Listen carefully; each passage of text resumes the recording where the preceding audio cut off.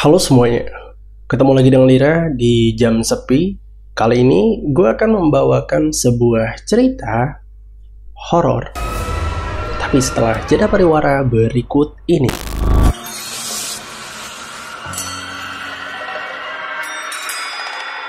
Cerita kali ini datang dari seorang pria bernama Bagus. Bagus ini adalah seorang mahasiswa jurusan ekonomi semester 3 di sebuah universitas di kota S.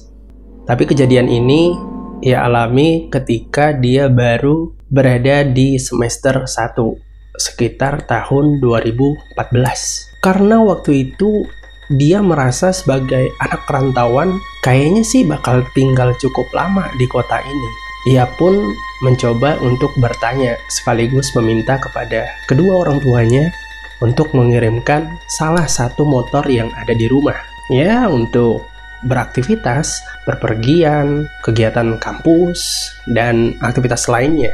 Tapi keputusan ini ditolak sama ayahnya. Dan ayahnya tuh bilang, "Gus, kamu bisa nggak cari info motor aja di sana yang baru harganya berapa? Nanti biar ayah kirim uangnya. Ya, lebih gampang. Sama mesinnya lebih oke.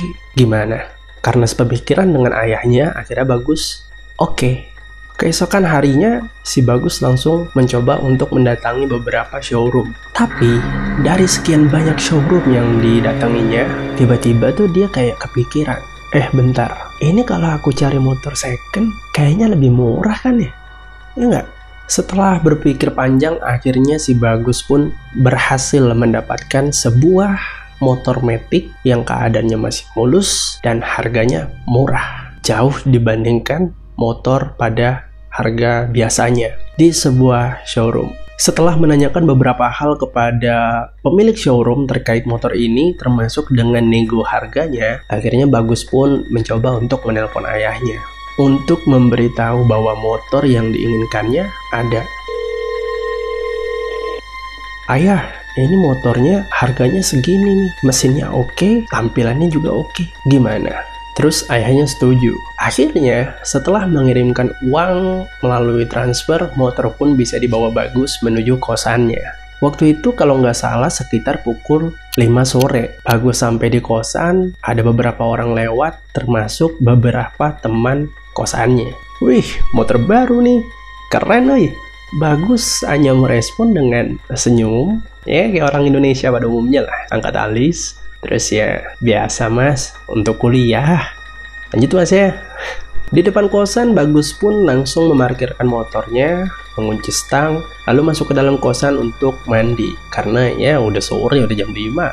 Oh iya, kosannya sendiri ini merupakan suatu bangunan gitu, ada beberapa pintu. Nah, tiap pintu ada 2 kamar. Jadi untuk satu pintu biasanya diisi sampai 2 orang. Si Bagus ini punya satu teman kosannya lagi, namanya Jaka. Biasanya sekitaran maghrib jam 6 sore temennya ini balik, karena temennya ini bukan mahasiswa, tapi seorang barista cafe gitu.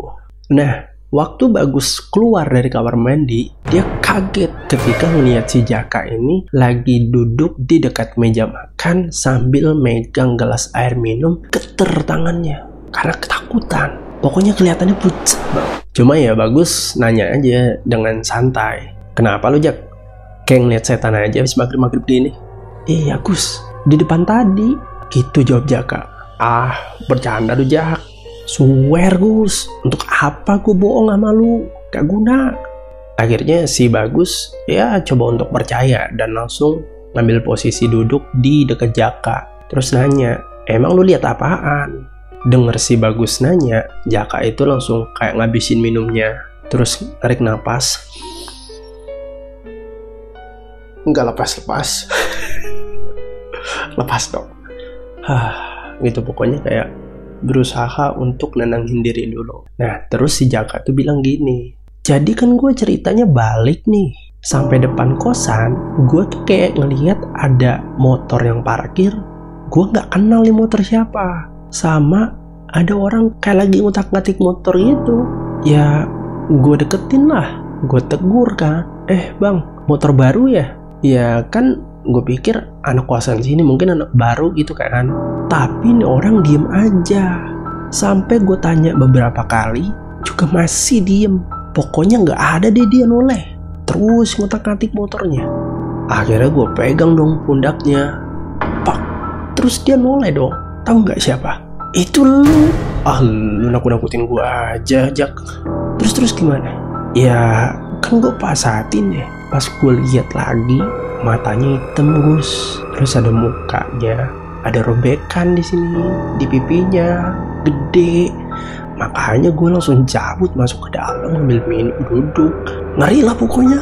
Tapi Bagus nggak percaya gitu aja dong. Jak, itu motor baru gue baru beli. Lagian di kosan kan cuma ada 2 orang doang tiap pintunya, nggak mungkin ada orang juga yang mirip kayak gue di sini, mana ada. Dah, lu ngawur kali. Gue masuk dulu lah ke dalam ya. Dah. Bodoh sama cerita hantunya, bodoh. Terus akhirnya Bagus pergi tuh ninggalin Jaka yang masih ketakutan. Dia masuk ke dalam kamar, ya bersiap-siap untuk tidur dan tidur. Oh iya, posisinya kamar Bagus ini tuh benar-benar kayak di deket ruang tamunya. Jadi kan kalau masuk dari luar, masuk ke dalam tuh ada ruang kecil gitu, ruang tamu. Terus baru kamar 1, kamar 2, dapur gitu. Nah, posisinya pintunya kamar Bagus ini ngadep langsung ke ruang tamu, di mana motor Bagus ada di situ. Jadi waktu sekitar jam 4:30 pagi, Bagus ini kayak kebangun gara-garanya ngedengar suara kelentang, kelentung, suara yang nggak jelas lah pokoknya, sama suara azan. Dia putusin aja, udahlah sekalian bangun sholat subuh gitu. Cuma dia mikir, dia kan baru bangun itu ya minum air putih, terus rapi-rapiin ranjang dulu, lihat jam. Tapi dia masih penasaran, ini kok suara kelentang, kelentung, kok nggak berhenti ya? Siapa yang jam segini ngotak-ngatik besi? Anehnya motor di rumah ini baru 1. Terus itu motor dia, bukan motornya Jaka. Ngapain si Jaka malah ngotak-ngatik motor gua? Gitu kata Bagus kan. Akhirnya dia coba ngintip tuh, buka pintu kan, kecil-kecil. Awalnya dilihat kurang jelas, karena kan baru bangun ya. Jadi mata kita pun juga kayak masih kabur. Sampai akhirnya si Bagus tuh coba untuk masatin sekali lagi. Makin jelas dipasatin, makin tampak sosok itu dengan baju yang kumal, lecek, kotor, terus ada bercak darah, terus tangannya juga luka-luka. Dan tiba-tiba si Bagus ini kayak denger yang dia lihat ini tuh kayak ngomong, ini motorku, ini motorku, ini motorku, ini motorku, ini motorku. Waktu Bagus masih denger orang ini ngomong kayak gitu, terus tiba-tiba orang ini nih diam, suaranya berhenti, terus noleh ke Bagus sambil bilang, kenapa kamu bawa motor saya? Bagus itu bilang, sosok yang dia lihat itu punya mata warna hitam, luka nganga di pipinya, persis kayak yang diceritain sama Jaka. Mulai nggak enak ya dengan beli sesuatu yang murah.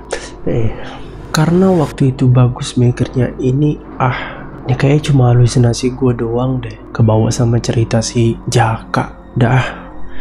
Gue masuk dulu aja lah kali ya, tungguin 5 menit 10 menit lagi lah baru sholat. Karena dia tarik nafas panjang, coba untuk nenangin pikirannya.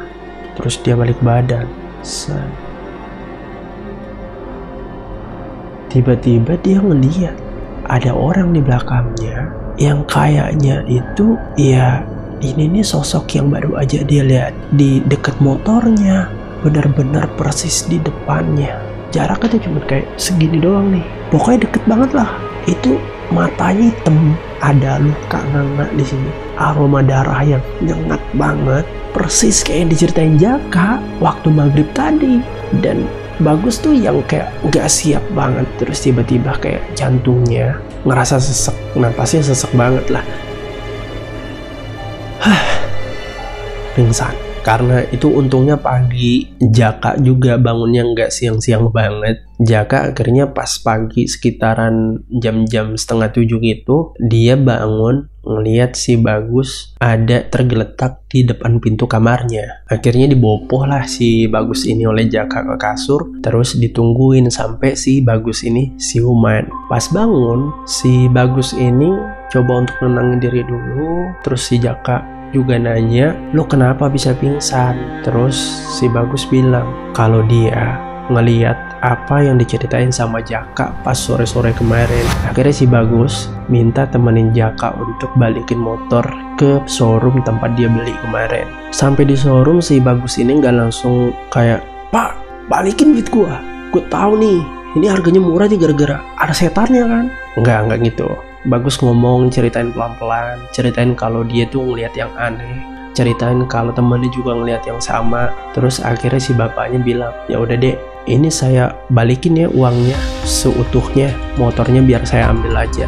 Terus si pemilik showroom ini ceritain kenapa sampai dia berani banget jual motor yang masih dalam keadaan bagus, mesinnya masih bagus, bodinya masih mulus, tapi harganya murah banget. Dulu saya punya adik, kira-kira umurnya waktu itu masih seumuran kalian lah kayaknya ya. Dia minta motor baru, akhirnya ya saya belikan. Namun di hari pertama motor ini dibeli, dia langsung bawa keliling kampung. Mungkin ya karena seneng lah, saya lumrah lah dengan tingkah lakunya di usia segitu. Tapi tiba-tiba dia ketabrak mobil dan tewas di tempat. Semenjak kejadian itu motornya diamankan di rumah saya. Dan semenjak itu juga saya kadang tuh suka ngelihat adik saya di sekitaran motor itu. Makanya saya kepikiran, ini mungkin halusinasi saya doang karena saya terlalu sayang dengan adik saya. Jadi saya putuskan untuk jual. Akhirnya kamu datang, terus kamu beli, ya saya kasih. Saya nggak tahu tuh kalau nanti kejadiannya bakal kayak gitu. Saya rasa keputusan ini tidak bijak. Maafin saya ya dek. Begitulah cerita dari pemilik showroom. Akhirnya uang Bagus kembali, mereka pamit, dan Bagus pun mencari penjual motor yang memang baru. Setelah dapat motornya, pulang ke kosan, dan keesokan harinya tidak ada lagi cerita, kan ganti motor. Selesai. Sekian cerita kali ini. Gimana? Coba ceritain pendapat kalian di kolom komentar. Semoga kalian terhibur atau paling tidak dapat mengganggu jam tidur. Kalau kamu punya cerita atau pengalaman serem juga, kamu bisa coba ceritain di DM Instagram gue di Raunalira, atau email cerita kamu di email jamsepi@gmail.com dengan subjek cerita jam sepi. Jangan lupa untuk like, share, and subscribe. Terakhir Lira pamit, keep smart, dan jangan lupa bahagia. Bye.